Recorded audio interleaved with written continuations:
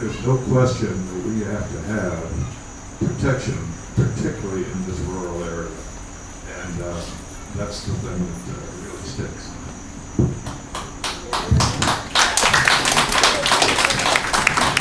Well, what you're referring to is the state senate and the chairman of the committee that has that legislation in it right now. Okay. A couple things about that. One of them, I'm not a bearer of good news here. I don't have direct contact with the General Assembly, with certain members of the General Assembly, primarily on the Republican side. We can talk with them. We can certainly try to talk to anybody there, but sometimes the listening is not quite as well on some sides as it is on the other from when we're doing the talking from the Republican position.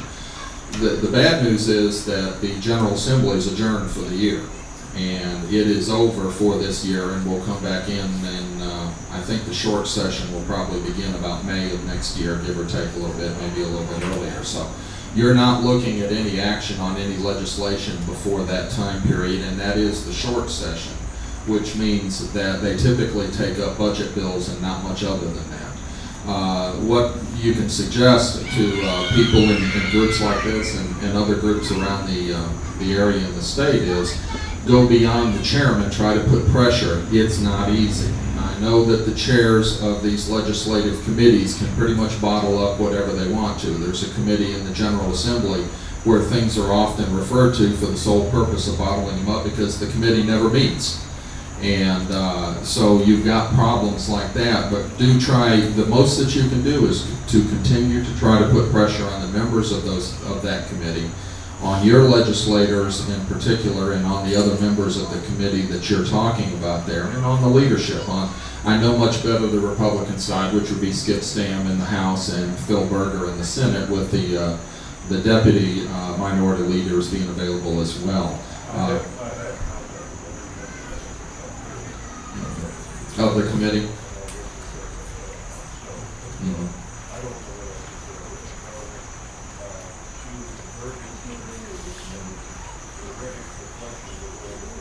What he's saying is that he's written every member of the committee and tried to get information to them and let them know his concerns about it and ask them to do something about it in addition to the governor and other people in Raleigh. And I'm afraid that's what you have to continue to do, other than, of course, using the fourth estate, if you will, which is the media, and trying to get attention drawn to it wherever you can using that. Okay. David, do you want to make any kind of comment about anything on the state level or on the district level? Most of these people, I think, live Okay. In the 11th district, most of you are? This is not a Republican event, no. So I'm going to withhold my Republican event comments. It's my understanding that this is a conservative, concerned citizens group. Concerned. Okay. Right. Well, what I would suggest to you is this: we just had an election just a few months ago. Some of us are still recovering from it. Some are recovering better than others, and it's a long, drawn-out process. It's a tiring process. The election for 2008 began 2000, probably about 2000, probably about December of 2000, right after the Supreme Court ruled in Bush v. Gore. There's already an awful lot of work going on for the 2012 election, which is the next presidential election, and people tend to think of these things a lot in terms of presidential years. But what I would say to you from a general basis is there's 2009 and then there's 2010 come before 2012. You've got elections for your municipal races here in Sylva. You've got elections for Congress.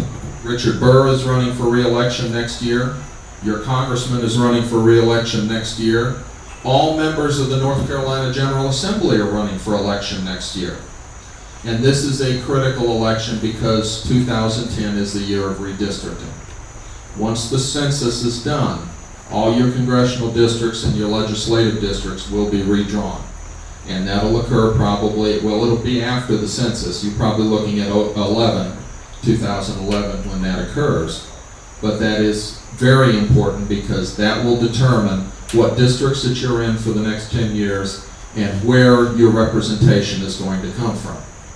Now, we have a history in North Carolina of two things: gerrymandered districts and ending up in court after the redistricting is done. We are still in court over the 2000 census redistricting process. There is still a case pending in the eastern part of the state, in Pender and Onslow County, trying to hash that out.